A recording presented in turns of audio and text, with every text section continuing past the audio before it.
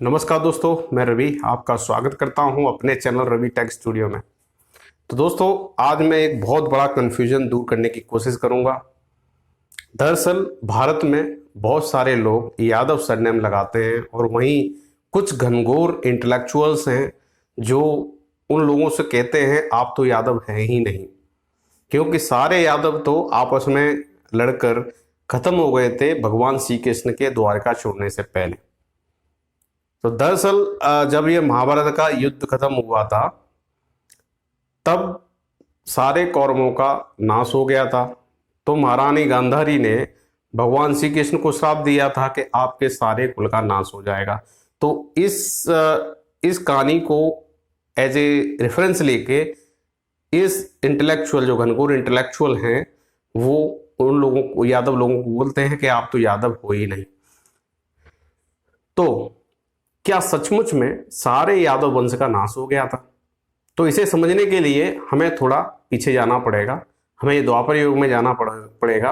तो इमेजिन कि अभी महाभारत का युद्ध हुआ है खत्म और महारानी गांधारी भगवान श्री कृष्ण के पास आई और ने आके भगवान श्री कृष्ण से कहा कि आप तो साक्षात भगवान हो, आप तो साक्षात विष्णु के अवतार ही थे, आप तो सब जानते थे, तो आप इस विध्वंस को रोक सकते थे, पर आपने रोका नहीं और उन्हें उठा के श्राप दे दिया भगवान श्री कृष्ण को कि जिस तरह से मेरे कुल का नाश हुआ है उसी तरह आपके कुल का भी नाश हो जाएगा। तो भगवान श्री कृष्ण ने उस श्राप को एक्सेप्ट कर लिया, हालांकि वो भगवान थे, उनने इसको एक्सेप्ट कर लिया।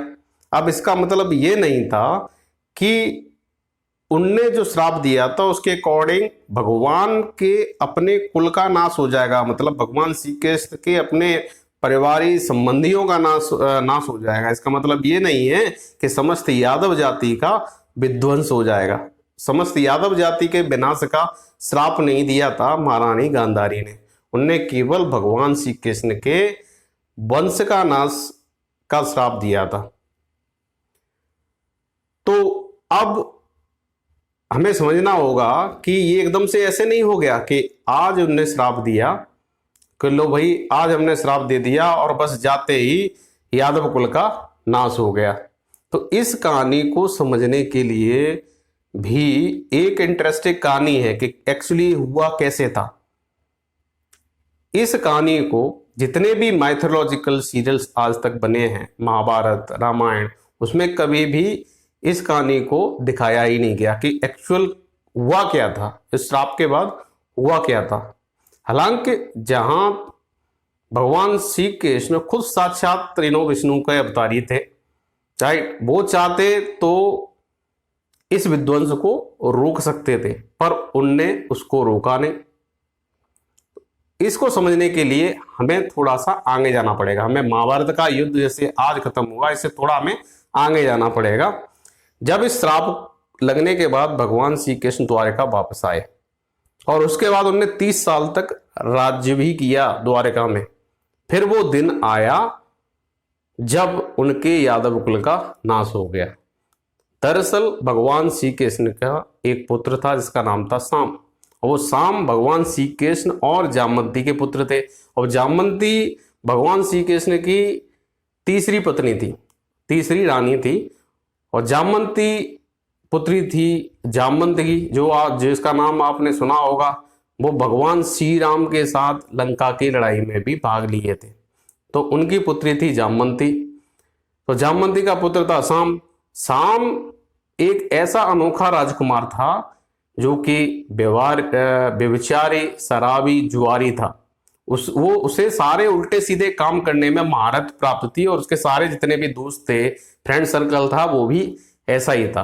वो ना तो लोगों की इज्जत करता था, औरतों की इज्जत, बड़े बूढ़ों की इज्जत, इवन अपने पिताजी की बिल्कुल इज्जत नहीं करता था। वहीं उसके विपरीत भगवान श्री के सबको अच्छे रास्ते पर चलने की सलाह देते थे और इवन उनके जो जितने भी दुश्मन थे उनको भी वो उपदेश देकर उन्हें सही रास्ते पे लाने की कोशिश करते थे।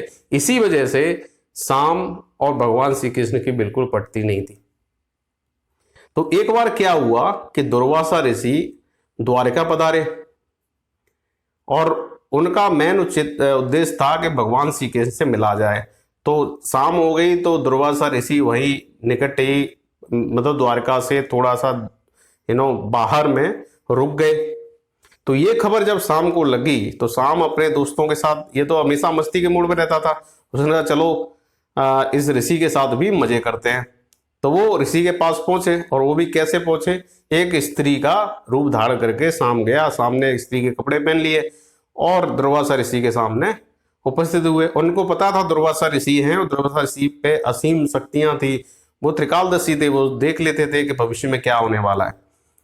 तो अब सामने जाके उनसे पूछा, मतलब शाम के दोस्तों ने पूछा कि आप तो बहुत कुछ जानते हैं मुनिवर, तो आप बताइए कि इस स्त्री को, ये गर्भवती स्त्री है, इसको पुत्र होगा या पुत्री। तो दुर्वासा ऋषि तो समझ गए कि ये मेरे साथ में मजाक कर रहे हैं। तो पहले उनने उनको चेताया, कहा कि बच्चों मेरे साथ में मजाक मत करो, ये ठीक नहीं है। ये फिर भी नहीं माने। इन्होंने कहा तुम बहुत बड़े अगर मुनिवर हो, ऋषि हो, तो आज हमें इस चीज का आंसर दो। तो गुस्से में आके दुर्वासा ऋषि ने श्राप दे दिया कि तुम्हारे गर्भ से मूसल पैदा होगा, ना तो पुत्र पैदा होगा ना पुत्री पैदा होगी, मूसल पैदा होगा।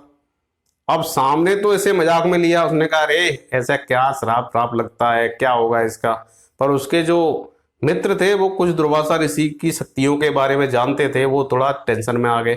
जब वे लौटे वहां से ये सारे लोग, तो उनके मित्रों ने जाके बलराम जी से बोला कि भाई ऐसा ऐसा हो गया है। अब जब भगवान श्री कृष्ण को पता चला, श्री कृष्ण ने कहा अब तो श्राप तो लग चुका, जो कि वापस किया नहीं जा सकता, अब इसको तो भुगतना पड़ेगा। और अंततः वही हुआ कि शाम के पेट से मूसल का ही जन्म हुआ। जब मूसल निकला तो बलराम जी ने सोचा इसका क्या किया जाए। तो बलराम जी ने उसको मूसल को तुड़वा कर उसका चूरा बना के, जैसे कि पाउडर बना के समुद्र में फेंक दिया, समुद्र में बहा दिया। पर क्या हुआ, समुद्र की लहरों की वजह से वो सारा का सारा जो पाउडर रूप में था वो आके वहां समुद्र तली पर तट पे आके बिखर गया, और उसमें से निकल आई घास। तो वो कहानी तो वहां खत्म हो गई। लोग उसको भूल भी गए थे कि भाई भगवान बलराम जी ने ये तुड़वा के और इसको निपटा दिए। मतलब इन्हें सोचा शायद संकट निपट गया होगा, पर वो कहाँ निपटने वाला था। अब शाम की तो वही आदतें, उल्टे सीधे काम करने की फिर से आदतें, वो वही करता था। तो उसमें एक्चुअली ये बोला गया था कि अगर ये उल्टे सीधे काम करना छोड़ देगा तो इसका ज्यादा कुछ असर नहीं होगा। तो बलराम जी ने क्या किया कि समस्त द्वारका में शराब बैन कर दी थी। अब आया इनका जन्मदिन, शाम का जन्मदिन था, तो चुपचाप इसने शराब मदिरा का अरेंजमेंट कर लिया, ये पी रहे थे। उसी दौरान बलराम जी वहां पे पहुंच गए। जब बलराम जी वहां पे पहुंचे तो बलराम जी को गुस्सा आया कि भाई मदिरा तो यहाँ बैन थी, यहाँ कैसे आई। तो इसको लेके आपस में बहस हो गई। तो ये बहस इतनी तगड़ी हुई कि शाम ये भूल गया कि वो अपने ताऊ जी से बात कर रहा है। तो उसी दौरान भगवान श्री कृष्ण का भी आगमन हुआ। जब हुआ वहां पे तो भगवान श्री कृष्ण से भी शाम की बहस हुई। तो ये आर्गुमेंट इतना ज्यादा बढ़ गया, वो लड़ाई का रूप ले लिया। जब लड़ाई का रूप लिया तो भगवान श्री कृष्ण बाहर आए। तो जो वो घास उगाई था, तो घास में से ही एक तिनका उन्होंने तोड़ा। तो तिनका जैसे ही तोड़ा वो मूसल में कन्वर्ट हो गया। तो उसको देखा देखी दोनों पक्षों ने, शाम के फ्रेंड्स और वो एक पार्टी थे, और यहाँ बलराम जी और श्री कृष्ण अलग दूसरी जगह पार्टी अलग थे। तो इन दोनों ने जो घास वहां से निकाली, वो घास सारी की सारी मूसल में कन्वर्ट होती चली गई। और लास्ट में इतना भयंकर विध्वंस हुआ कि उनके समस्त कुल, रिश्ते, नाते, लोग जितने भी थे, दोनों पक्षों को मानने वाले, शाम के पक्षों को मानने वाले, भगवान श्री कृष्ण के पक्ष को मानने वाले, वो आपस में लड़कर खत्म हो गए वहां पे। उसके बाद क्या हुआ कि अब बलराम जी वो तो शेषनाग के अवतारी थे। अब उनका तो काम यहाँ पे हो गया था, तो शेषनाग के अवतारी थे, उन्होंने तो जल समाधि ले ली। और भगवान श्री कृष्ण अपने जाके जंगल में देह त्यागने के पर्पज से गए। तो जब वहां पे लेटे हुए थे तो भील के तीर उनके पैर में लगा, और तीर पैर में लगने की वजह से उनने वहां से देह त्याग दिया। अब क्वेश्चन आता है कि वो तो भगवान थे, तो वो तो अमर थे, वो मरे क्यों? वो एक्चुअली मरे नहीं थे, वो सशरीर स्वर्ग गए थे, सशरीर अपने धाम को गए थे यहाँ से। तो जो भील था जिसने तीर मारा था, उसके पीछे भी एक रोचक कहानी है। जो भील वो था, वो बाली था पिछले जन्म का, और पिछले जन्म में जो पिछले युग में भगवान विष्णु का जो अवतार था वो राम थे, और राम ने छुपके बाली का वध किया था। कि बाली को एक स्पेशल वरदान मिला हुआ था, जिसके अकॉर्डिंग उनके सामने जो भी लड़ने के लिए आता था उसके आधी शक्ति बाली को मिल जाती थी। तो उसको छुपके वार किया गया था बाली पे, और इससे उसकी मृत्यु हुई थी। और तब बाली की पत्नी का श्राप लगा था भगवान राम को कि यही आपकी मृत्यु का कारण बनेगा। तो उस समय भगवान राम ने उस श्राप को एक्सेप्ट कर लिया था, क्योंकि ये तो भगवान है, भगवान बहुत दयालु होते हैं और प्रॉपर जस्टिस करते हैं सबके साथ में। उनने उस श्राप को एक्सेप्ट कर लिया, जिसका बदला उनने द्वापर युग में दिया, जिसमें भील ने उनको तीर मारा। तो इस तरह से भगवान श्री कृष्ण ने द्वारका से प्रस्थान किया, और फिर पीछे रह गई वहां की औरतें। तो उनकी जितनी भी स्त्रियां और बच्चे थे उनको हस्तिनापुर शिफ्ट कर दिया गया। अर्जुन वहां पे आए, अर्जुन उनको अपने साथ ले गए, और धीरे धीरे वंश आगे बढ़ा।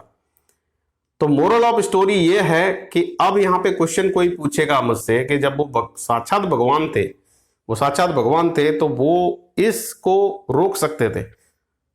तो उसमें सीधा सा एक बात है कि भगवान श्री कृष्ण खुद जानते थे कि यादव उस समय आतताई हो चुके थे, और आधे से ज्यादा यादव पाप कर्मों में लगे हुए थे। चोरी डकैती करना, आपस में लड़ना, किसी की इज्जत नहीं करना। और अभी अभी महाभारत हुआ था खत्म, उसमें ज्यादातर जो शक्तिशाली और दुराचारी राजा थे उनका तो अंत हो गया था। केवल द्वारका ही एक बची थी, इसने उसमें पार्टिसिपेट नहीं किया था। तो जो शक्ति का असंतुलन था उसको संतुलित करना बहुत जरूरी था।